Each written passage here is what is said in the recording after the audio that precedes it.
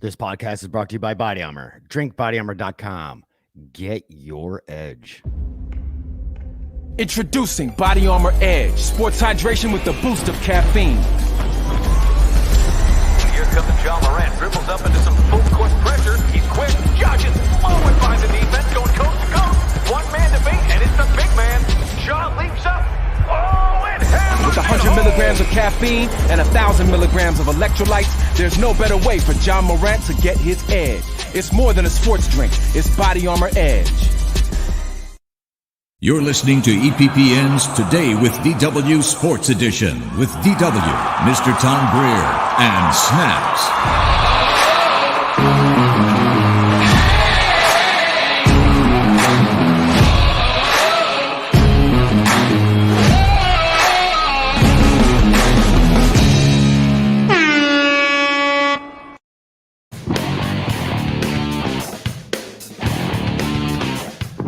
Welcome, everybody, to the Tuesday night. Is it the Tuesday? Yeah, it is the Tuesday night edition. I don't even know what day it is anymore. It is the Tuesday night edition. It's the sports edition. Mr. Tom Greer. Hola. Snacks is still on Snackcation. This is a very long Snackcation for him. That's a lot of snacks. I hope he's eating healthy snacks. I doubt it. He does like his prime rib, and he does like his what do you call them? Cocktail wieners. There you go.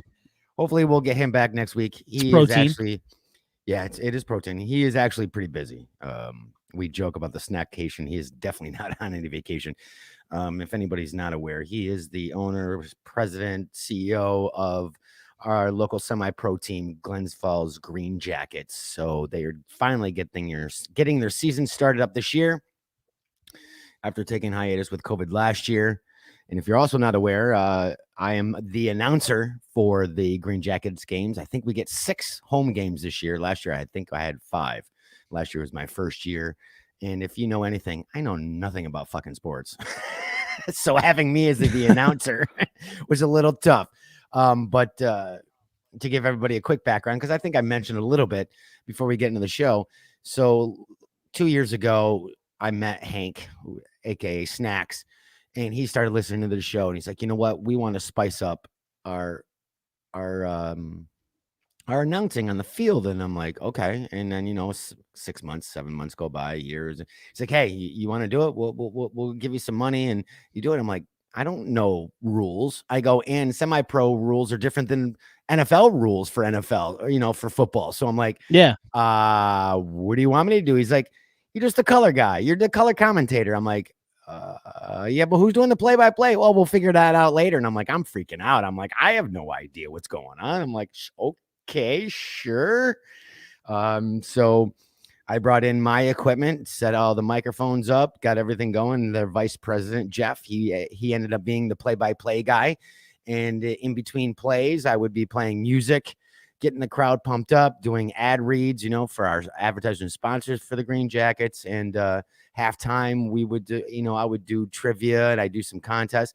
So it was really fun. I mean, I'll tell you what, after 10 years of podcasting, it was the first time I was like sweating bullets. I'm like, I don't have an idea what the hell's going on. And I'm like, I'm sitting up in the press box and, fans are looking at me going, who is this guy? We've never heard any type of announcing going on like this. And I'm playing Guns N' Roses and I'm playing this and that. I'm like, I'm just having some fun, but now is it just live, like in the stadium, like the people sitting on the field, like watching you guys, like watching, or sitting in the stands watching, or hearing you, or do you guys like live stream it? So last year it was bare bones. What's going on, Krista? Thank you for joining us. She does some amazing, awesome work. Check her out.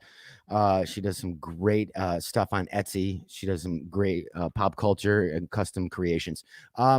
So last year was kind of bare bones. I didn't know what was going on. I didn't know the Wi-Fi situation. I didn't do anything. So yeah, we just did the announcement in the stadium itself. Speakers need to be updated and whatnot for this year. So we're working on speakers. We're working on a better internet connection with Spectrum to actually be direct connected. And I'll be streaming. So we will be streaming the game. Great. Streaming the game. Now the game is videotaped, but it's not live. It's not aired live. They videotape it, edit it, and then and put it out afterwards. But we're gonna probably go live. It'll be something new for me because I mean, usually it's the studio situation. It's not like 1,000 yards out. So I got to figure out camera angles. I got to figure out kind of stuff like that. But yes, we will be streaming it live this year, which I think is a great thing. If you can't make the games, at least you can find, watch the games, and it's going to be entertaining now that I'm a little bit more comfortable with what I can and can't do. It was funny. Jeff, who is the vice president for the Green Jackets, each team is in a huddle, so I raised the mic up. I'm like, oh, hey, welcome to this and that. And this is brought to you by Dirty John's Hot Dogs. And then I'll do some funny stuff. And then, the play goes, I turn the mic down and Jeff's like, yeah, Hank doesn't like you talking while they're in the huddle because they can't hear what they're talking about. And I'm like, Hank told me to do whatever I wanted to do. I'm like, I figured I'd entertain the crowd. So a few times it went okay. Didn't say anything. And all of a sudden I got the look. At half field. He just turned up. Didn't even point a finger. I'm like, oh shit. Yep. Okay, we're good. We're not. I'm not doing that anymore. So we'll cut that out. That was him saying, "Shut up." Okay, I got you, Snacks. No worries. Oh, yeah, totally. Picking up what you're putting down. It's kind of, and it's hard because again, I was trying out new things. The crowd did enjoy it. The fans enjoyed it. Because during the huddle time, it's quiet. So you're like, we got to do something. So I would play some music or whatever, but I'm like, you know what? We do an ad read really quick. And the time of the huddles, it's pretty quick. So it taught me a lot about timing. But again, he's like, I can't hear my guys think. I'm like, okay. He goes, but you can do it on their huddle. I'm like, that's not fair. I got to do it on the away team while they're doing it. And you guys. Well, that's how that works. That's how that works in football. You never watch like when you go to if you go to an NFL game, they put up the alert, say quiet the crowd while the home team is in the huddle so they can call out their plays. And then when the opposing team is huddled up for their when they're on offense, they pump the crowd up and try to get them as loud as humanly possible so the other team can't hear what they're doing. Like totally, NBA, that's totally normal. Get that. I go, but I feel like crap for doing that. So, like, hey, that's what happens when you go play in it. That's what happens when you go play in an away game. This is true, probably true. So this year I'm going to play Liza Minnelli during all the away teams huddles. Get them really in the mood. So anyway, we got a lot of sports talk. Before we get into that, though. Tom and I we do miss Snacks very much so. I mean, he's definitely an important part of this show. I mean, it was the three of us that started the show. We get a little bit more to talk more pop culture because if we talk pop culture with Snacks, we'll never do a sports segment because he is also pop culture. So before we get in the show, because Tom and I also are big into pop culture, but we never really talk during the week because we're both busy. We've got a lot going on. So what has it been this past week that's something that you've been watching pop culture wise or streaming wise? It's kind of anything new, or is it something current that you've been watching that you want to this is Mr. Greer's must watch series? Well, I have to say I have been kind of busy because I've been trying to, come up with new stuff for GHR. I've been trying to come up with new stuff for Truly. I've been trying to break into this Clubhouse app that just dropped on iPhones. I can't stand it. I hate it. But I've been giving that a try. So I think the only things I've really been watching are Community. I've been rewatching Community again. Okay. And if I could recommend something that's out now that just dropped, it's The Bad Batch on Disney Plus. The new Star Wars show that just dropped. It's episode 3 so far. There's 3 episodes. Awesome. Yes, so, I missed the third. I haven't seen the third one yet. I did see 1 and 2, but it's awesome. So it's funny you brought that up because I never finished Clone Wars. I think I got the first season, so I'm way out of whack at that. So I've watched all 3 episodes of The Bad Batch. I find it kind of, I mean, I'm giving it a thumbs up, but I find it kind of, how do I put this? Fun. It's not Star Wars. It's kind of like kiddie-ish, where it's entertaining and cheerful. And I'm not going to spoil for anybody who hasn't watched it yet, but it doesn't seem in the beginning so far of the seriousness of the Clone Wars or any of the other Star Wars properties out there. It's kind of like, it's a kiddie. It seems like a kiddie cartoon. And that's how I feel about it. You know, the way the mood and the way the theme is. And again, I don't want to spoil anything. Did you feel that way about Clone Wars, the cartoon? No, again, no, I didn't. Like I said, I went through the first season and maybe in the second, halfway through the second. No, I felt that the tone was a little bit more serious. And this one's an offshoot where Clone Wars is, I mean, not that they're not all offshoots, but Clone Wars was really tied to the movie universe. Not that they're all not, they're all canon, but that one was really tight. That was really tight with the movie universe. So I got that. And it wasn't juvenile. It wasn't, you know, kiddie wise. This is very like entertaining, like reaching a lower, younger age demographic where it's like, oh, we're all cheerful and all this and that, even though the Bad Batch are what do I want to say, they're a bad batch of clones, which I end up working out in their favor in the long run. And I won't do any spoilers. I don't know. I found it to be like the age group of 5 to 10 instead of what Clone Wars was, which is kind of teenager to more adult kind of theme. I don't know. I felt like they were trying to give off that like A-Team vibe, and like they were trying to give off. I like the idea of like, I want to see as much of the filler in between like the prequels and the original trilogy as I possibly can, because I feel like all of these, like Clone Wars, Bad Batch, Rebels a little bit, but it's more Clone Wars and the Bad Batch. Like they helped make the prequel movies relevant.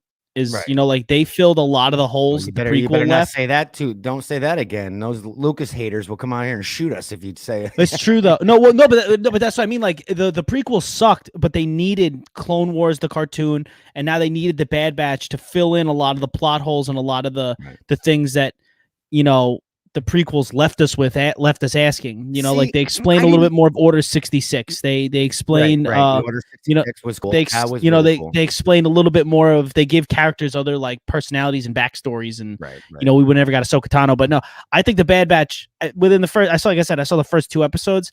I think it's fun. I don't, you know, it's not my favorite Star Wars show, but I definitely am enjoying it. I'm having a good time. Yeah, definitely fun. I'm the minority. I kind of liked the prequels. And I get it. I totally get the whole disconnect, and Lucas ruined his own franchise, whatever. It was his franchise to do whatever he wanted with.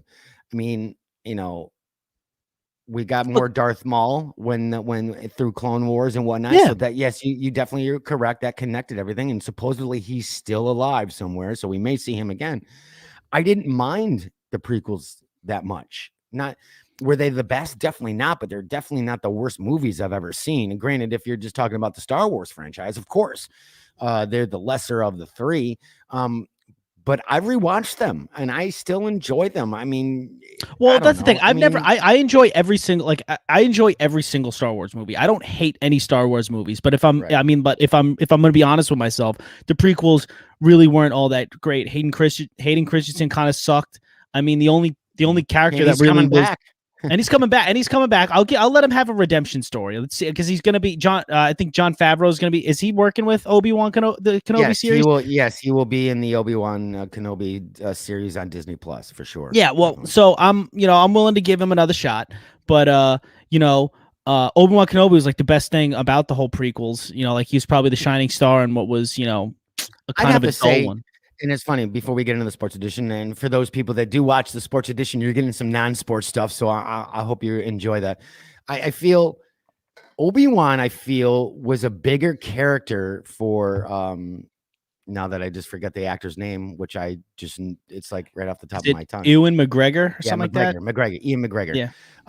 I felt that he had a bigger role to play, or should I say bigger shoes to fill, than Christian did. Granted, obviously it's Darth Vader, but man, you know, Obi-Wan back in the trilogy, I mean, come on. I mean, those were Obi-Wan, I think. I mean, if you're going to put up the characters, don't get me wrong. Don't yell at me, everybody. It's Darth Vader and Obi-Wan. Luke Skywalker is definitely the third out of that bunch. I understand the story is all around evolving around Luke, but when it comes to the characters and the iconic characters, Obi-Wan, in Star Wars, and then you get McGregor going into Ian McGregor going into being young Obi-Wan. Those I feel were bigger shoes to fill, and that he really had to put on a great role, more so than Christian had to do as far as young Darth Vader. Well, because I feel like Darth Vader and Anakin Skywalker are they are the same person, but they are two completely different characters. Yeah, you know, like Hayden Christensen, like you just. You know, like he did have to, like, you did see the transformation, like in Revenge of the Sith, but I agree with you. Like Obi-Wan Kenobi's pretty much consistent throughout the entire Star Wars franchise. Like he had to be, he had to be Ian McKellen, like, you know, basically a younger version of him. Like Hayden Christensen just had to be, you know, a Jedi, like a bad Jedi, you know, and then they put the mask and they put the mask on him, and then boom, James Earl Jones, you know. And you're right, because I feel that there was no history of Darth Vader. I mean, it's like, and that was all you got. With Obi-Wan, you did get a sense of history going. He's been a retired, you know, he's been a hermit, and he's been through all this stuff, and there's history behind him where you didn't get any history for Darth Vader in any of the 3 movies, really. He was just a villain. So those were big shoes to fill. And like I said, they give everybody gives Christian a lot of crap about his portrayal. I think, again, I wasn't a big fan of the way it is, but again, we didn't have any history to go by. So with Obi-Wan, Ian had to really step up and be like, there was already history planted here. There was already a premise or a mythos already put into his character that he really had to step up. Again, nothing. I'm not discrediting anybody. I think that, again, I kind of like the prequels. I thought they were pretty good. They're definitely not in my top 10, but they filled some gaps. Are they better than the last 3? I could question that to a point. The last 3 were a little hard to take as well, to a certain point. But again, you can't make everybody happy. But again, Ian, we'll see him. There's no release date yet for the Obi-Wan series on Disney Plus, and Disney Plus has been crazy busy. We talked a little bit about this as we're going into the almost the 20-minute mark, but going into this, we talked on the pop cultures edition on Friday with the streaming services and whatnot, and we talked about Jupiter's Legacy, which I have to say was. So Mark Miller is definitely not going to get a lot of. I hope his next series comes out with through Netflix. It does a better job than Jupiter's Legacy. But we were talking a little bit, and you are big in pop culture. Kim's and big. All of you at Grindhouse are big in pop culture. The question I have to you, and then we'll move on to the sports edition part of the show, is: do you feel that we're having superhero fatigue? Meaning, mine is DC and Marvel. And you can almost say DC because there's not that great on the big screen, but they're pumping out a lot of stuff on the small screen. Do you feel that the original superhero content or the cape and cowl content, like Jupiter's Legacy and some of the other shows that are out there, they're just not meeting our expectations, or we're getting bored to seeing the same old story again? Because Jupiter's Legacy was pretty much a mix of a detuned The Boys and Invincible. And if you haven't watched either one, go and try to watch them, but one's animated, obviously, and one's live action. I think they're pumping out stuff just the sake of pumping out stuff, and Mark Miller is like 5 years too late. Yeah, me personally, I haven't watched Invincible yet. I really want to watch Invincible. I hear that's amazing. You'll love it. I don't care about any superhero stuff unless Marvel put it out on Disney Plus or in a movie theater. To me personally, the DC shows on CW suck. Get the hell out of here right now, Mr. Greer. Are you kidding me? They are not They're good. Amazing. They are not good. Supergirl sucked. DC Legends of Tomorrow sucked. I will give you that. I will give Black you Lightning was not good. Flash is old. Like, it's 7 seasons too long. Like, they were good in the first 2 or 3 seasons. Then the show fell off. Green Arrow after the first 2 or 3 seasons just repeated the same story over and over. Oliver Queen gets a little bit self-conscious and he feels like, oh man, I'm really not that good. And then somebody's got to come and talk. Superhero. It's like Batman. I understand, but it's the same story over. It was the same story season after season. So, like, no. all those shows on the CW, and then all of them were like, "Oh, in every single episode, let me start tackling social issues." It's like, can we just have a superhero show, please? Like, I don't need to see. All right. So you brought that up, social issues. Falcon Winter Soldier. They all tag that whole series. That's cool, but social issues. I understand that, but the CW has 12 superhero shows, and they all do the exact same thing. Batgirl sucked. Batwoman sucked. I will give you that. I will give you that. Flash, like Arrow, there's not a good Flash, Arrow, Supergirl. I enjoyed them quite. I still do enjoy them quite a bit. Obviously, Flash was okay. Flash was the one that Flash held me the longest. Like Flash held me the longest because I thought it was a fun series. But after a while, like I said, it just got old. Supergirl, I did not like from the beginning. I thought that was a really lame series. Oh, the first season. I don't like Superman. I don't like Superman though. Oh, don't you let Lewis hear you say that. Holy crap, he will shoot you. The new Superman and Lois, not bad, actually. They actually make him human, which is kind of cool. They really tackle the human side of stuff. I do find them entertaining. I feel that the CW has done a much better job on the small screen than Marvel has. I'm not saying Netflix. I'm not saying Disney. I'm talking about Agents of S.H.I.E.L.D. I was not a big fan of them until the last season. And the thing is, CW is, whether you love them or not, they're successful. They know how to make that tween series work, where you get 2 serious episodes, then you got to throw in the prom, what I call the prom episode, where it's all tweeny and lovey-dovey. They know how it works. I mean, they started with Smallville with 10 seasons, and it was one of their best series they've ever had. So, they have that formula. I do find it entertaining. Like I said, a Stargirl, which was on the DC Universe app, is now going to HBO Max and was on CW. Amazing. I thought was amazing as well. So, as far as the superhero fatigue, obviously you're more into the mainstream, where I don't mind trying to see, like Jupiter's Legacy, which Mark Miller, by the way, is very big in comics. Sadly, this deal with Netflix didn't seem to pan out so well for him. And he did, crap. What was the 2 movies he did? It'll come to me. And he's got a big deal with 3 more series already signed on with Netflix. So we'll see what happens. I think the originality of the shows is being stretched. I think we've already seen this. I feel it's not superhero stuff, because The Warrior Nun, which was an amazing series, which is an independent comic, was amazing, but it wasn't capes and cowls. I feel that we're getting cape and cowl fatigue. All right. I'm tired of Supes. I'm tired of Wonder Woman. I'm tired of Batman. That kind of stuff, where I don't need to see other Superman characters anymore, or I don't need other Batman characters anymore. I do like my Batman. I like my Spider-Man, but others, you don't have to wear capes and cowls to be a superhero. And I think that's where I think the fatigue is starting, where we're like, Kick-Ass, excuse me. That's what it was. Kick-Ass was Mark Miller's movie, which I love the original. The second one wasn't that great. I don't need the cape and cows. I want the supernatural, the superhero kind of mix between fantasy and sci-fi, instead of like, dun, dun, dun, dun, the masks and wearing. So I think that's where a lot of people are. If you, again, like you were saying, give me Marvel, give me DC, on the big screen. I'm okay with it. I don't want any other so-called original cape and cowl superheroes.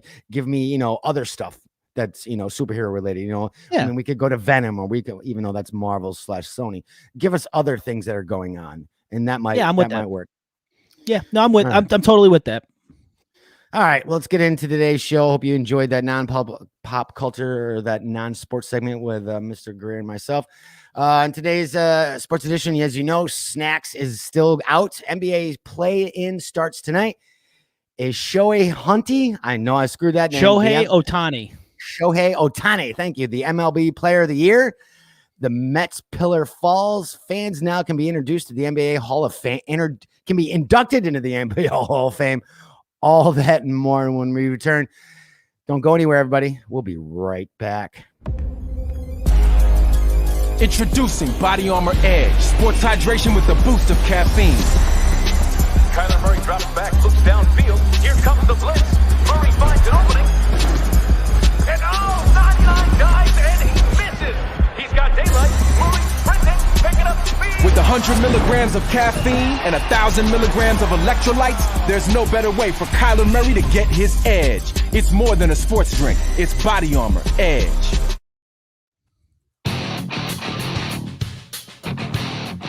Welcome back, everybody. This is the Tuesday night edition, sports edition, with Mr. Tom Greer, myself, DW. Snacks is on Snackcation. Hopefully, we'll get him back soon. Hopefully. I miss Snacks. Yes, I miss Snacks as well. I don't even talk to Snacks even during the week. He called me today the first time in 2 weeks. I'm like, holy crap, he's a busy man. All right, we're going to go right into the sports edition of, or the sports segment of the show. Which lower seed teams win the play-in tournament that starts tonight? Now, I am not familiar with this play-in tournament, so we're going to let this all go right over to Mr. Tom Greer and give us a breakdown of what this actually means and what is the effects of this for the NBA. So basically, it's just it's the lower seeded teams in each conference. I think it's the 7, 8, 9, and 10 teams. In both conferences. Okay. They're playing each other these next couple of days to see who actually makes it into the playoffs. So that, so it's the playoffs, but it's not really that's the thing. Like, it's the playoffs, but it's not really the playoffs because like these guys don't win the title at the end. They're just winning a spot. They're winning a chance to play one of the other teams in the playoffs. So it's an extended wild card series? Kind of, yeah. It's like kind of an extended wild card series. So it's like tonight, who's tonight? May 19th. The 18th is Celtics versus Wizards and Pacers versus Hornets. What's going on? They'll square off.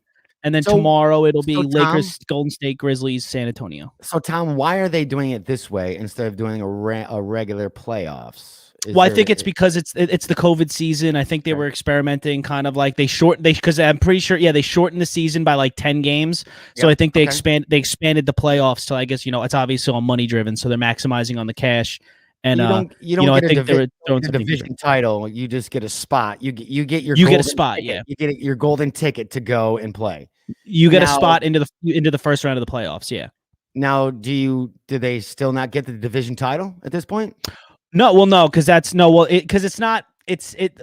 is a little weird in that sense. You know, like it's not really based on divisions. It's based on where you fall in the conference. Right.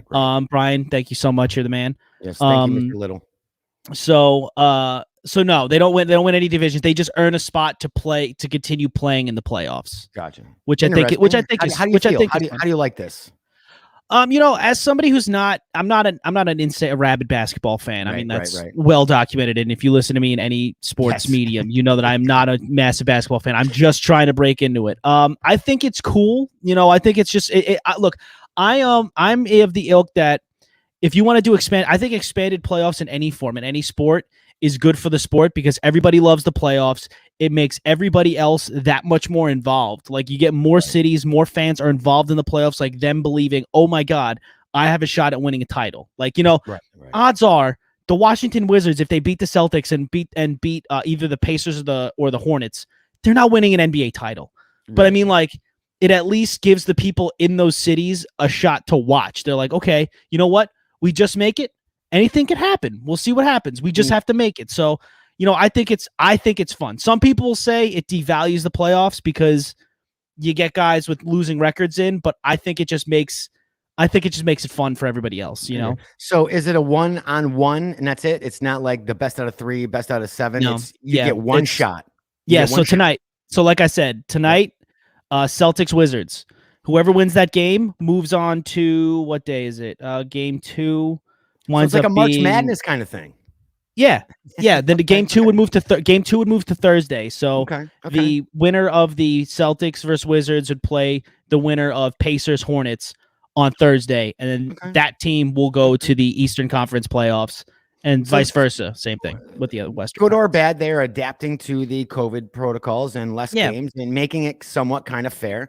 But you see, I understand other people's gripes though, because like, look, for example, the Washington Wizards finished the season at 34-38. The Pacers finished the season at 34-38, and the Hornets finished at 33-39. So all those teams finished with a sub 500 record. They finished with losing records, right, and have a chance to make the playoffs. Yeah, but that's like a wild card, though.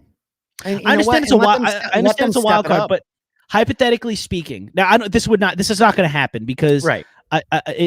There's no way any of those teams are winning the NBA championship. But what if a team with a losing record knocks off a bigger seed, or they do go on and win? You have a champion that finished the season with a losing record. You have a champion that finished sub 500. Yeah, but haven't we seen that? Haven't we seen that though in college basketball, where a 15 seed knocks out a number 1 seed? We've seen that. That's fair, but to make the tournament, you have to be a good team. To make the NCAA tournament, you have to be a good team. They're not going to take a team that's got a ridiculous amount of losses and throw them in the NCAA tournament. So I get the gripe. I personally, like I said, don't care. I like it. In all reality, I think those it's teams entertaining. that finish, It gives that team that screwed up for the entire year, like, you know what, we better get our crap together. Let's go. How cool would it be to see one of those teams upset one of the top 5 teams out there? It would be more of a letdown that let's say whoever it is, the top number 5 team loses to the lowest seed in the NBA to be like, crap, what the hell did we do wrong? I mean, that's that's fun. That's in any sport, whether it's NFL, NBA, baseball, or NBA. To see a team like that, the underdog come back. I always root for the underdog. Come back and be like, holy crap, we just took out the Chicago Bulls and Michael Jordan. If this was, back then. I totally agree with you because, ultimately the way I look at it is look, the best teams are going to wind up winning. That's the way I look at it. Like they did an expanded playoffs last year in baseball, and everybody was afraid, like, oh my God, a losing team is going to make the playoffs. Somebody who isn't a worthy champion is going to wind up winning. Well, in the end, it was the LA Dodgers versus the Tampa Bay Rays. 2 of the best teams in baseball all year wound up squaring off, so it didn't matter. Right. If with this expanded playoffs, even though there's a couple of teams with losing records making it, it's all going to sort itself out, and you're going to get the best competition in the NBA Finals because they'll get weeded out. That they had a losing record all year for a reason. Right. So they'll get weeded out. You and I both agree, though, playoffs or even like this setup, playoffs are a different animal, man. We've seen teams, even the wild card teams, going, they ain't going to make it. All of a sudden, it becomes a brand new team. Like, where were you all season? Yeah. And now all of a sudden you're kicking some butt right now. Playoffs make teams a different animal, and we'll see what happens. It's the first time ever. I'd love to see what happens. That's what it's always is. The playoffs are, you just got to make it and kind of see what happens. That's what it is in baseball. That's what it is in hockey. That's what it is. So I believe it is in basketball, but in basketball, not as much because you wind up getting I wouldn't say bad. I wouldn't actually count basketball in that because you get a lot of the juggernaut teams wind up making it to the finals. So, it's the same teams every year. LeBron James has been in the finals for the past 10 years, I think. Yeah. It was like the Jordan era, same thing. Yeah. Brian Little says that's why I love MMA. Underdogs always have a chance. True, which again, that's a totally different type of sport. But yes, he also states rankings only matter so much in any sport. That's true. No, it's true. You got to it's all about getting hot. Like I said, the Giants won a Super Bowl at 9-7. Not the best record in the league, but they won a Super Bowl at 9-7. So all you got to do is make the playoffs, get hot, and see what happens. Right. So you're right. But like I said, there's going to be plenty of people that bitch and complain because it's like, losing records in the playoffs. Well, who cares? Your team's got to take care of business then. It's probably those traditionalists, the old schoolers. Why are you ruining this? Well, you know what? Either you want your NBA season or you don't. They're accommodating you. So you got basketball this year. So shut the hell up. I mean, exactly. I'm all for more teams making it because it keeps more people involved, more fans watching. Exactly. It's just fun. It's all entertainment. It keeps more people entertained and more people interested in the sport. I don't care if you think it dilutes the meaning of a championship because somebody with a losing record made it. The best team's going to win, no matter how you put it. The best team wins. Exactly. The best team's going to win. I mean, would it suck if somebody in this Eastern Conference play-in tournament takes out the Nets in the first round?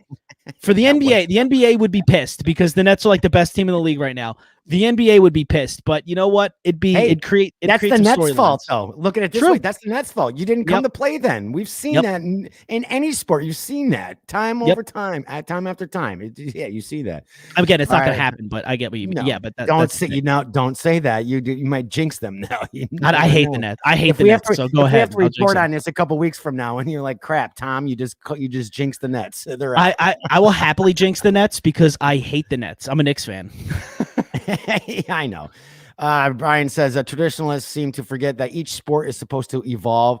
Any hot team deserves their chance for the spotlight. Yeah, totally agree. Agreed. Totally agreed. Again, we were talking about the lowest 3 teams. They can still make it. I mean, again, playoffs and this type of tournament brings out the best in teams. It's a total different atmosphere. I've seen it in NFL so many times going, that team's not. I mean, that even the Jets back in the pulled it off going, we didn't even expect them to make it past the first game. And what the hell's going on here? It's the way the mentality is for each thing. So I think it's great.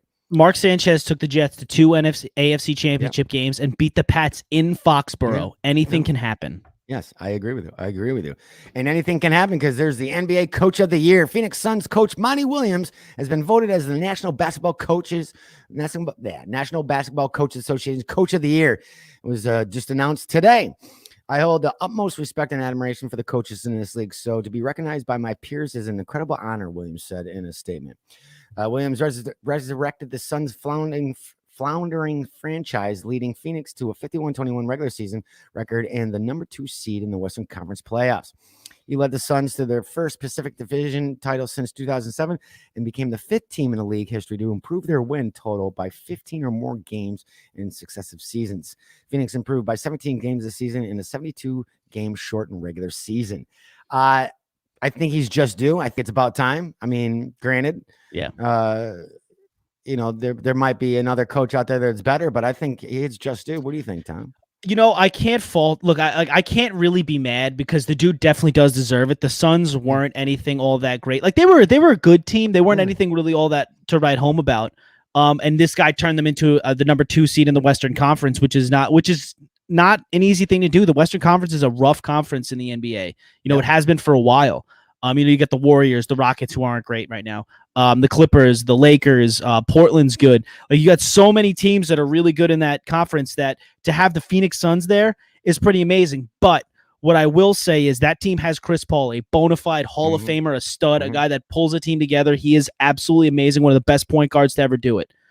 Tom Thibodeau of the New York Knicks walked into a team that Vegas had predicted to win 20 games this year. They were going to win, according to Vegas, we're going to win 20 games, be a lottery team. He has them a 4 seed in the NBA playoffs. Had them. I think they went over what they finish at. I think they went like 15 games over what their predicted stats were, and they don't have a Chris Paul. Like, yes, Julius Randle is playing unworldly, but nobody could have ever seen that coming. Nobody saw RJ Barrett stepping up. Nobody saw Emmanuel quickly stepping up. Nobody saw all these guys coming together and being one of the best defensive team in basketball and being the 4 seed in the Eastern Conference playoffs. So it's a lot to do in 1 year. It's a lot to do. It's a lot to do in 1 year, especially when you had a team. It's basically the same team. Like, the team that they got this year is essentially the same team that they walked on the court with last year. Maybe a couple of tweaks and a couple of differences. Like I said, Obi Toppin hasn't been doing much, but Emmanuel quickly came in. They drafted him this year, and he's been good. So when it's virtually the same team, only with a couple of new pieces, it shows you how coaching matters. Coaching matters. Totally, coaching matters. Coaching matters. So look, I'm not gonna fault the NBA for giving Monty Williams the Coach of the Year, because again, upping the Suns win total by 15 games is nuts. It's insane. That's Great crazy. Move. It's crazy. But Tom Thibodeau did the same thing with the Knicks and did it with less. Okay. Makes sense. That's just the way I think. I'm also a homer. Like, I'm a Knicks fan, so. No, I understand that. We're gonna go right into there's baseball today. Damn it. Plenty of baseball, my friend. Yes, there is. Living up to the hype was going to be near impossible for, who is it? Shohei Ohtani. Ohtani. Yeah, Ohtani. The Japanese phenomenon rival in Major League Baseball in 2018 sparked the imagination of every fan, and the fleeting frenzy over his services was almost unparalleled. Now, after 3 seasons of solid play, Ohtani has exploded in 2021 and become the must-watch player in baseball. This past Monday night, Ohtani hit his 13th home run for the season, a 3-run shot into the second, which set up a 7-4 win over the Indians. It wasn't just a home run. It was a rocket off a pitch high in the zone with one of the most satisfying sounds you'll ever hear. And I got to tell you, I mean, as a kid, hitting, you can tell. As a kid, I could tell even before the camera goes to the ball over the field. You just hear that sweet spot of that bat. You know it's a home run. And I've probably lost that hearing now because I haven't watched a game probably. I watched a few Mets games last year, probably the most baseball I've watched ever in years, thanks to you. But as a kid, I'm like, that's a home run. That's a home run. And everybody's like, no, it's not. And there's the camera. You just know it. You hear it. And what I just stated, there's something to be said about that sweet spot and that snap of the bat and the ball hitting that's as much as baseball is not America's sport like it used to be, where more it's NFL. You can't take away the sound of that bat and ball hitting and the sound of a home run. It's the snap of the bat and the crowd cheering. There's nothing like it. There's totally nothing like it. Oh, I'm with you. Two of my favorite sounds is the crack of a bat hitting a home run and the pop of a glove of a ball hitting the glove. Yep. But Shohei Ohtani, like everybody says that Mike Trout's the best player in baseball. Like we argue who the best player in baseball is. Shohei Ohtani has a real case to be called that, because like he was like, anytime you get compared to Babe Ruth, like the Jesus of baseball, he's almost fictional at this point. You got to be considered one of the best players to ever play this game, because the dude, he's the first person since Babe Ruth to start a game, be a starting pitcher of a game, and lead Major League Baseball in home runs. That doesn't happen. Like we don't have pitchers that can hit. Shohei Ohtani can come out here, throw an insane game, be one of the most dominant pitchers in the sport, and then, oh, by the way, I'm going to come out and I'm probably going to hit like 40 home runs this year. Like this is, it's almost unheard of. He's on pace for 55 home runs to this season. Faces stiff competition for the home run crown from a handful of players, including Aaron Judd, Ronald Acuna Jr., and Mitch Hellinger. I don't know how to pronounce the last name, but hitting homers is only part of his story in 2021. Pitching in 5 games so far this season, Ohtani is posting a career best of 2.1 ERA in 5 starts. Perhaps more impressive is that he's only allowed 11 hits on the season, showcasing his 101-mile-an-hour fastball and rivaling some of MLB's best pitchers. His .1026 opponent batting average tops baseball among pitchers who have thrown at least 25 innings.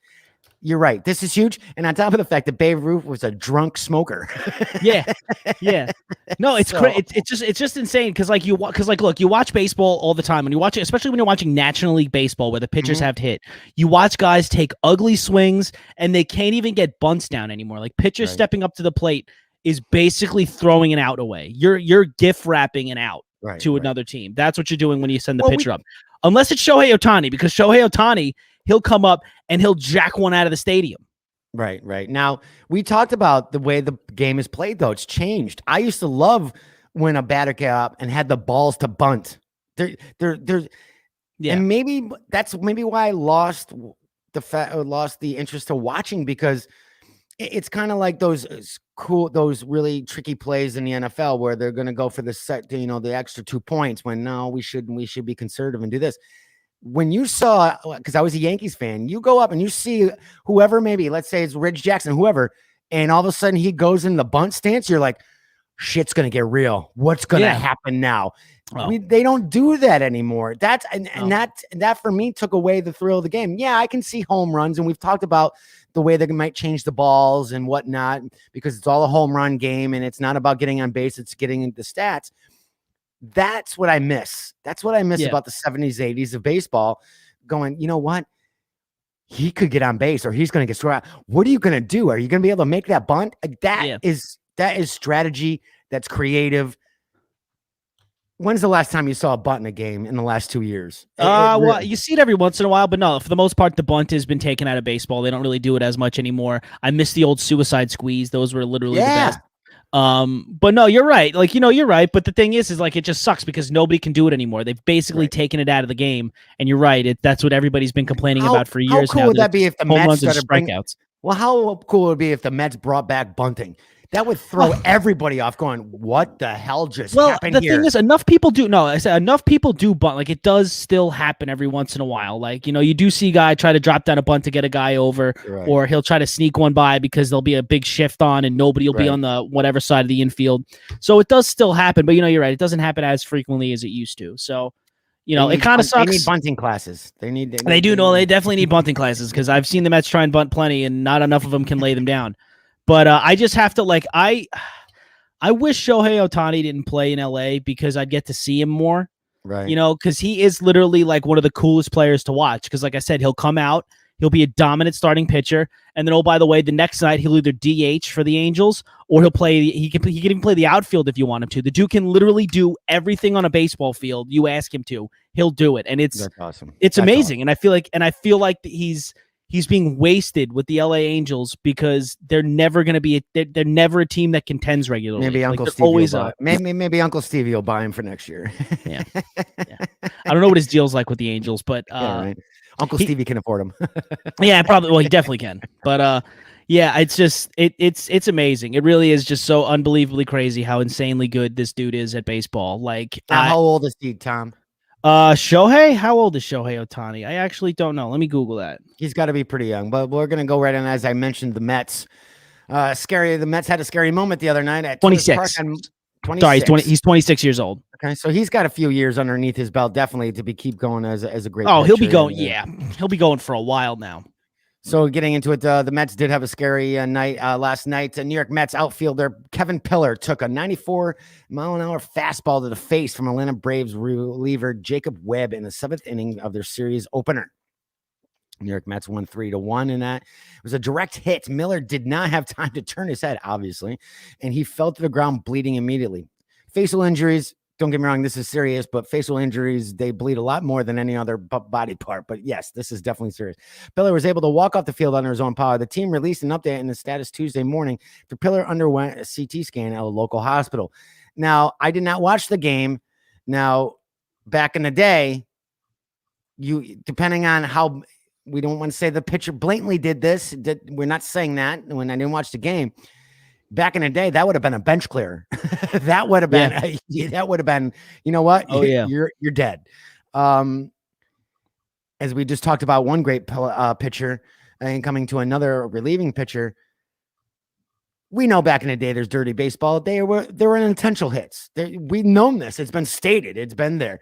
Yeah. But as a pitcher, if you did this to someone, how bad must you feel for the rest of that game? And did they pull him after that or no? Well, he came right out. Well, the pitcher, I think he didn't come right out of the game, but no, he definitely did not look like he looked like it shook him up a little bit. Like he had his hands over his head. He was like, this was not a great scene. Like no shit moment. It was it was definitely an ugly scene. I was watching it. We were recording GHR at the time, and I had my phone just like on silent, so you couldn't hear it, obviously, just sitting right there. And I wish you were recording because you should have seen my face, right? Because I just watched this 94-mile-an-hour fastball just drill him right in the face.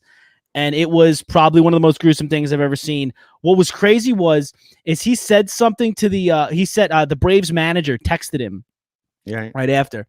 And it was either this morning or it was later afterwards. He said, if I could see out of my right eye, I'd be in the lineup today. Like he was ready. He was ready. Awesome. He was ready. Like he stepped into the clubhouse, seeing if he could play. Like Kevin Pillar was ready to get back on a baseball field. Like he did not. He got hit in the face. He said he's been hit in the face too. This is the second time he's been hit in the face in his career.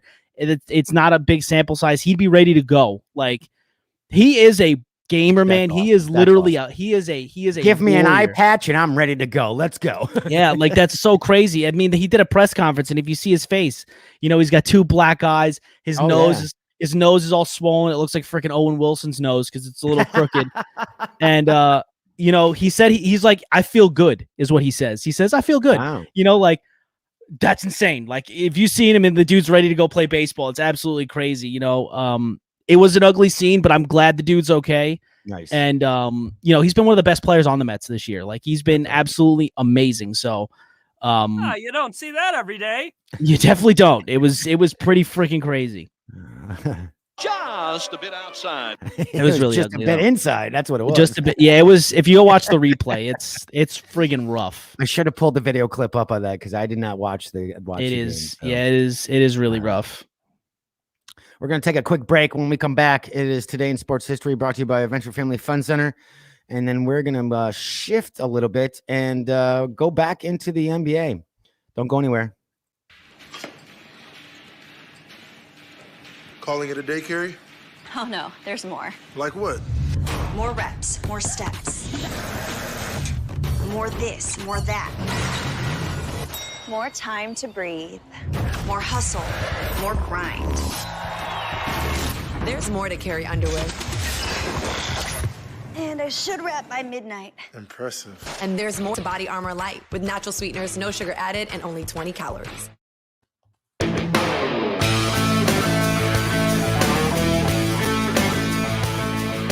It's the Tuesday night edition of Today with DW, the sports edition with myself, DW, and Mr. Tom Greer from Grindhouse. Hola. This show is moving quicker than I expected. We had so much. It's already at the 50-minute mark, and we're already flying through everything. So that shows that we have fun. So if you guys are having fun, that's even better. But we're having fun, and I was having a tough time getting into the show today. There's a lot of other stuff going on. And I'm just like, oh, it's so hard. I'm like, push the button, get it going. I'm like, I was not even really excited and when I saw Tom always does a great job with the rundown. He does the sports stuff. Usually I do non-pop culture stuff with snacks. There's usually a poll or whatnot. And I'm looking through this going, I have no idea what the hell's going on. So I'm doing some research and I'm like, I'm not feeling this, but you know what? The mics are on and we just do it. And that's the way it is. And that's what I love. Before we get in there, thank you, Brian. Always fun. It was fun on your podcast as well. Man, Brian. That was awesome. So before we get into Today with Sports History, so I had a listener talk about our last episode, Tom. Okay. About how I went off on how people don't understand what it takes to do a podcast and the amount of time and work it is. And this particular listener said, no one cares as long as we give them their show. And I agreed to that. And but at the same time, you know, I want people to understand this isn't just like Tom and I just turn on the mics and we did 5 minutes worth of prep here. I mean, this is something, and Tom doesn't do a lot of prep for this show compared to what he does for Grindhouse and the production of their show. So I just wanted people to understand that. And I get it. All you guys want is the show that we promise you Tuesday through Friday. I understand that. The same way with Grindhouse when they do their shows on Thursdays. But how do I want to put this without sounding like a dick? We're giving you free content. We want to give you free content. So that's why we ask, share, review, rate, do that because that helps us in our understanding of that. People that are in the podcast field that are our listeners, which like Brian is, they understand. But the general listener, like this particular guest or listener that reached out to me, and she's a super fan, she's ZSF. She's like, I get it, but at the end of the day, you promised me a sports edition every Tuesday. I want my sports edition, or I want my pop culture edition on Friday. I don't care if it took you 8 hours. So I found that take kind of refreshing, and then kind of felt bad that I went on a 20-minute rant about you guys don't appreciate us and how much hours we put into doing these shows. And it's daily and it's free. I mean, granted, I'm doing 4 days a week. Actually, I'm doing more than that because I'm producing other shows. So I'm doing 4 or 5. I'm doing 7 shows a week. Where not to count any less with you and doing a Grindhouse because you have you're doing 3 shows a week. Plus you're the producer and engineer for Grindhouse Radio. So there's a lot of back end work for you.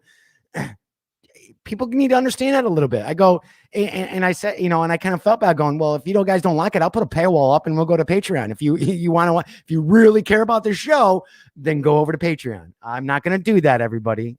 I'm going to do something else through Patreon, but I'm not going to do that. But what were you going to say?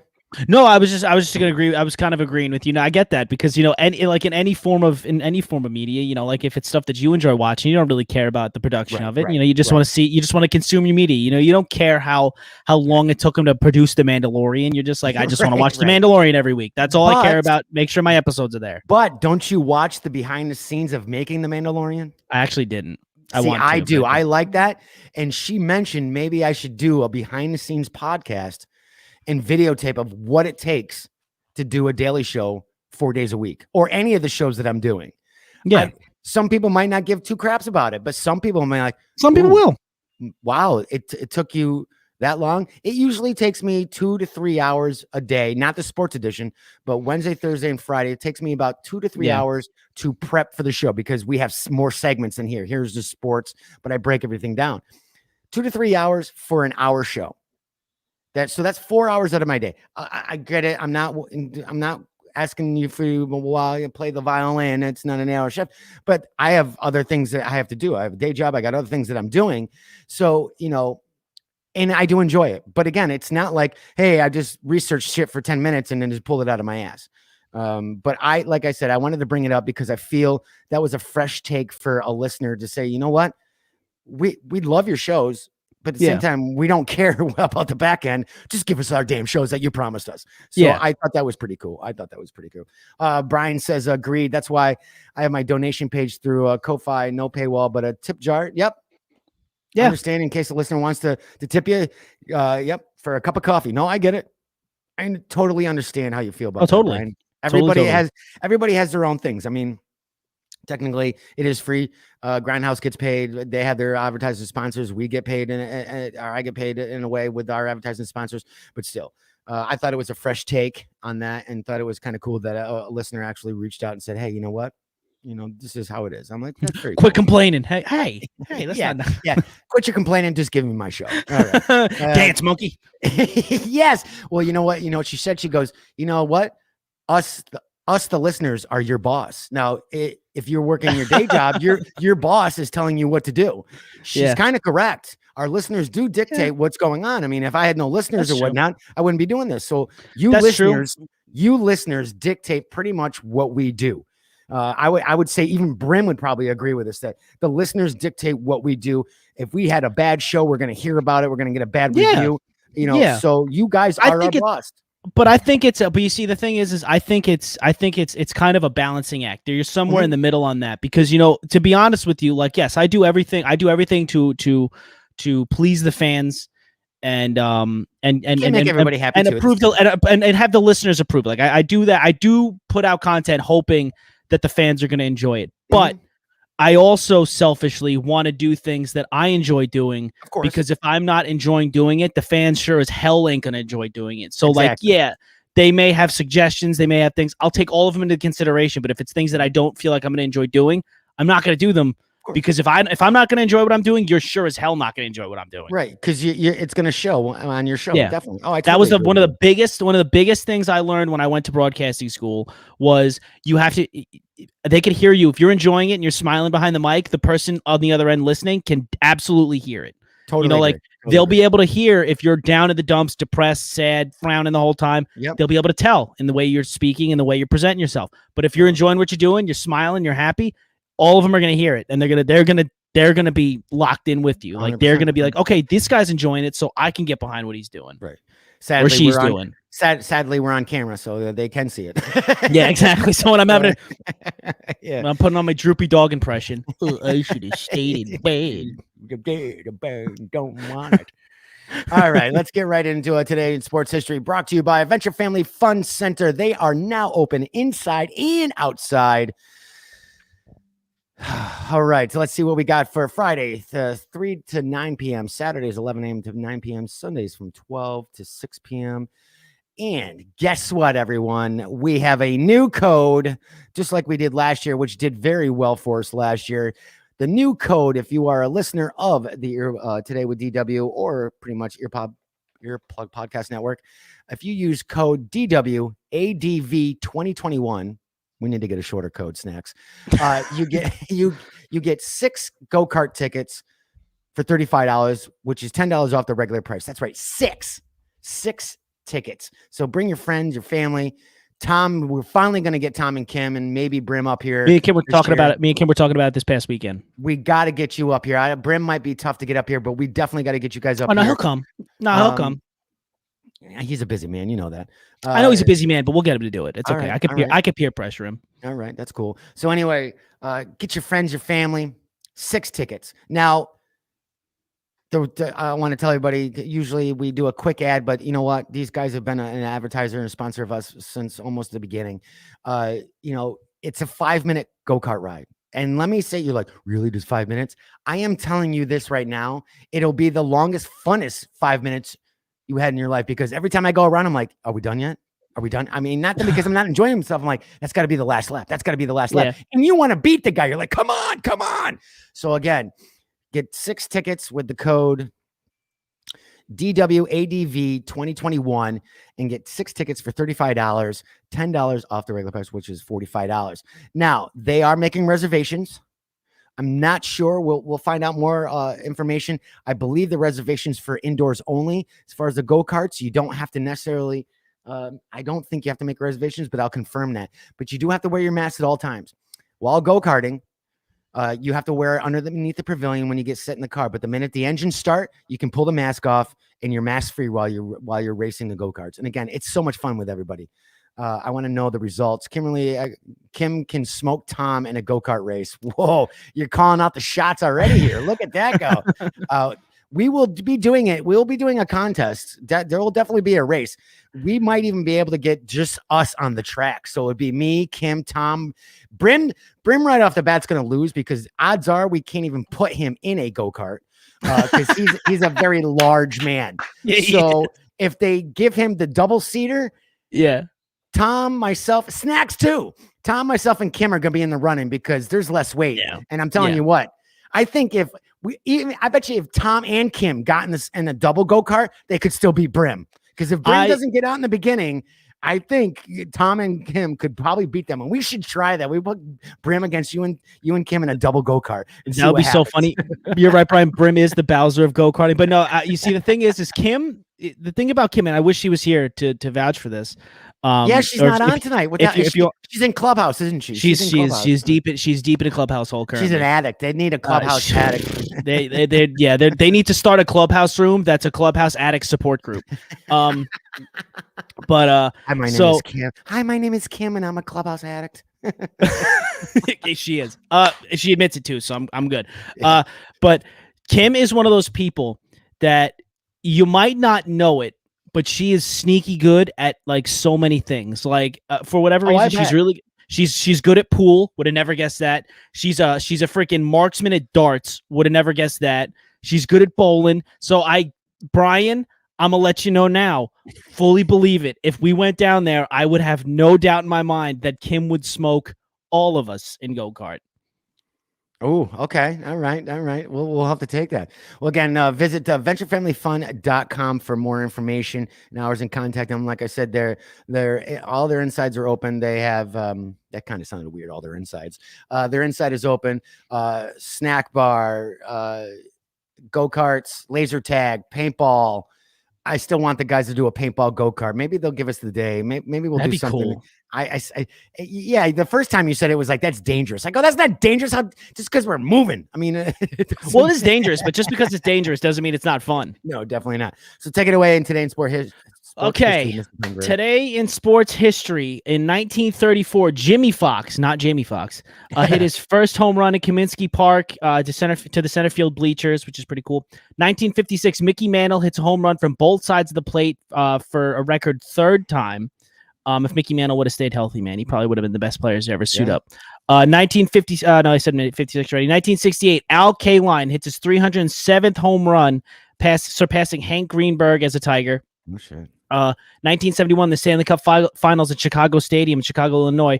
Henry Richard scores twice as the Montreal Canadiens beat the Chicago Blackhawks for a 4-3 series victory. Nice. 1990, Edmonton Oilers right wing Jari Kurri sets a record for scoring in the Stanley Cup Finals with Stanley Cup Finals game with 3 goals and 2 assists in a 72 win over at the Boston Garden. I'm assuming against the Boston Bruins. And finally, 1997, the LPGA Championship Women's Golf Championship in DuPont. Christina Johnson wins her only major title on the second hole of a sudden death playoff over Letta Lindley. And that is today in sports history. It was a crazy day in sports history. A lot of baseball, but was it insane? Brought to you by Venture Family Fun. Again, visit them at venturefamilyfun.com. They are located here in upstate New York, Queensbury, New York. Even if you're listening from Albany, it's worth the trip. There's so much fun. There's actually a mini golf course. Like I said, go-karts. I keep saying golf carts. Go-karts, laser tag, paintball, an inside like gymnasium, snack bar, great place. They're great. We will definitely get Tom up there. So you were saying you were talking to Kim about possibly we might have some things in the works where I might be able to get down to you before you come up here. Probably. I mean, that's a very good possibility. I'm hoping I'm hoping a friend of mine's got. We're looking at tickets for the 26th of June to come down and see you. And I'm with it. I'm hoping. With it. I'm hoping we're working on it. So it'll be my first trip out of since COVID to get down there, and it'll be my first game since I was 12 years old, watching a live baseball game. That's crazy. My first game ever, my first and last game ever was at Fenway Park, watching right by the big green monster. But again, what you might think differently, but as a young kid, what better stadium to kind of do that and see the green monster? Because back in the day, that was the shit. That was the shit back then. No, I'm with you. I've always wanted to go. I've always wanted to go to the green. I've always wanted to go to Fenway. I'm a nerd though. Like I want to go to Fenway and I want to sit in the same seats that what's his name?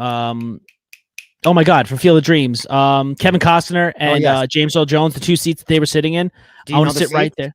I have no idea. You could probably find it online. Find that out. Yeah, but no, I want to sit there and watch a game of Fenway.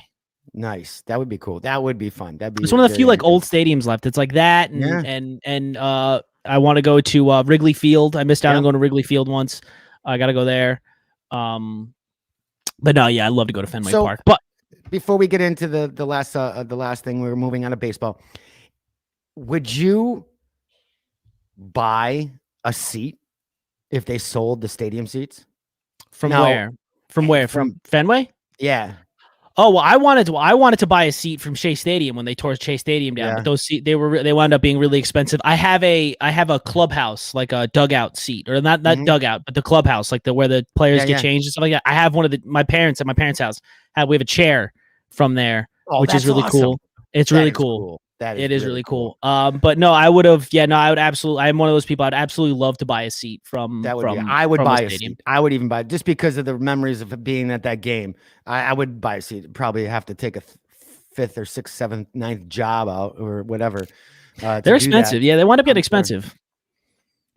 I know I got a brick. My name is on it. Mine and my brothers, and I think my two brothers and a couple of my cousins our names are on a brick right in front of Citi Field. That's really cool. Oh, that's pretty cool. That is pretty cool. That is really cool. Well, we're gonna move back into the NBA, and this is kind of weird. This is definitely this might even enter the Today with DW Strange Tales. You know what? Let's do that. Let's do. Where is that? There it is. Now, EPPN presents Today with DW's Strange Tales. So it was a strange 2021 NBA season for Toronto Raptors fans who were forced to watch their team from afar. But there was at least some good news for one Raptors fan, arguably the biggest Raptors fan of all.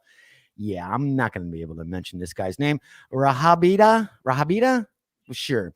Rahabita has attended every Raptors game since the team first opened its doors at the Sky Dome in 1995.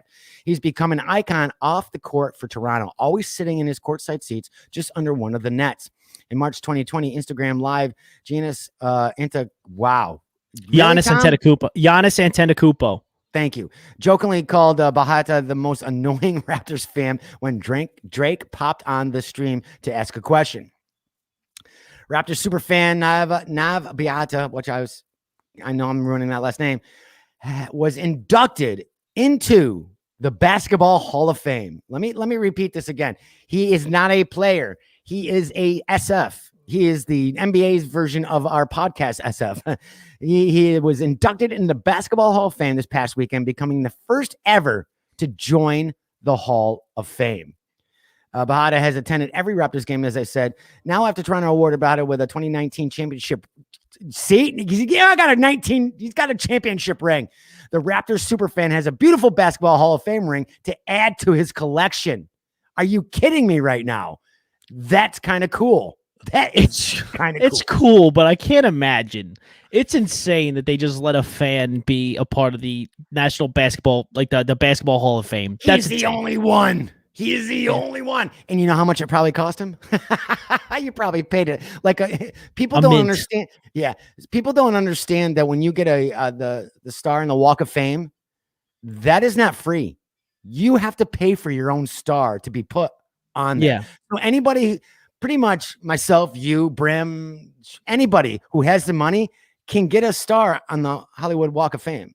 People don't understand that. So I'm wondering if we're going to hear about it. We're going to hear about an update on this 2 weeks from now that he bought his way in, bought those rings. He had to have bought his way into the basketball Hall of Fame. Well, because like the only way you can get into the Basketball Hall of Fame is on merit. Like you have to be voted in. The way you get into any Hall of Fame is you're voted in by either a series of former players or the writers, like the writers for the sport. I don't know how it is. I know that's for baseball. The baseball writers vote you into their Hall of Fame. I'm not 100% sure how the basketball one works, but I know the players themselves don't pay to get in. So this guy had he's just a really, really dedicated fan, on top of the fact, if you don't get the name, because I brutalize it, he's Indian. So he's definitely, from India. He's definitely got some money. Obviously his courtside seats are pretty expensive, obviously. And he's been there day in and day out. I will make sure to follow up on this, because if we find out 2 weeks from now that he actually paid to get in there, I'm going to kind of be a little pissed. That's cool. Look, it's cool for it's cool for the Raptors to acknowledge like a really big super fan and stuff like that. But where does it stop? Are we just gonna have more teams acknowledging their big super fans, or is that what's gonna happen? Like everybody's gonna wind up getting a championship ring. All the big fans are gonna get championship rings. Are they gonna get Hall of Fame rings? Like, it's cool. Good for him. Cool. You get to be enshrined in the Basketball Hall of Fame. But talk down now about it now. When the Mets start doing it, you're gonna be the first in line going, "What the hell? The Mets." What do I gotta do? What do I gotta do? What do I gotta do to get into the Hall of Fame with the Mets? What do I gotta do? I will sell you my girlfriend Kim, Mrs. Tom. I will sell you to the Mets to get my ring. That's too steep a price, my friend. Oh, look at that! There's a limit. Good. I got limits. Man. I definitely got limits. Man, look at you, Kim. Look at that. He would not sell you to the Mets. Look at that. Yeah, and I said that, and she's not even here. I said that, and she isn't even in chat yet. And I said that. So, wow, Mrs. Tom. Holy crap! Wow, Mrs. Tom is worth more than the Mets. Whoa. Oh yeah. Well, dude. That's listen. big. Listen. Big. I bleed blue and orange. Bleed blue and orange. Yes, I love my Mets. I love my Mets, Islanders, Knicks, Giants. Love all of them. They've broken my heart so many times. I am so unbelievably jaded. The Mets have hurt me in more ways. Yeah, but Uncle Stevie's here now. I understand that, but we got to work our way there. I'm not just gonna say, okay, here comes a World Series. I have 20. Okay, so I'm gonna say I was a big baseball fan. I give it to 5 because that's when you can actually form memories. That's and that's when you start being a real person. Right. So I got 23 years of scars that I got to get through before I can start trusting the Mets regularly again. I'm happy where they are. They're in first place. They're winning, but I got a lot of scars that they got to help me get through. There's a lot of chips on my shoulder because of what they've done to me over the years. Oh, where is? You know what? Right when there it is. Well, that's what. You want to repeat that? I'm a jaded person, Herb. I'm a jaded person. It's that's why I say when anybody ever asks me who I root for in baseball, I say I am a long-suffering Mets fan because it's what it's been. It's been long and suffering. I've seen them in the World Series a couple times, but they lost every time. So I get it. All right. We're going to hit one more last article before we go. Like I said, it's been an action-packed sports episode. I hope you guys enjoy this. Now, Tom, I don't know what this one is, but we're just going to do the headline, and we're going to let you take care of this. The NFL strength of schedules, ranking for all 32 teams heading into the NFL. What is this all about? What do you well, this is just so what I was looking up this is all the teams and how they feel their schedules wind up being. So like, for example, at the top of the list, this is off of CBSSports.com. They're saying the easiest schedule, the team with the easiest schedule is the Pittsburgh Steelers. Team with the hardest schedule is the Philadelphia Eagles. So I was just giving us a list to look because the schedules dropped last week to see how this was going to affect some of the certain teams and how do you think this is going to wind up playing into teams going into next year. We're talking was the Steelers that almost went undefeated last year. So how ironic but they fell apart at the end of the year. Oh, totally fell apart. So how ironic they get the easiest schedule. Now, I think and I'm sure you might not have the answer for this.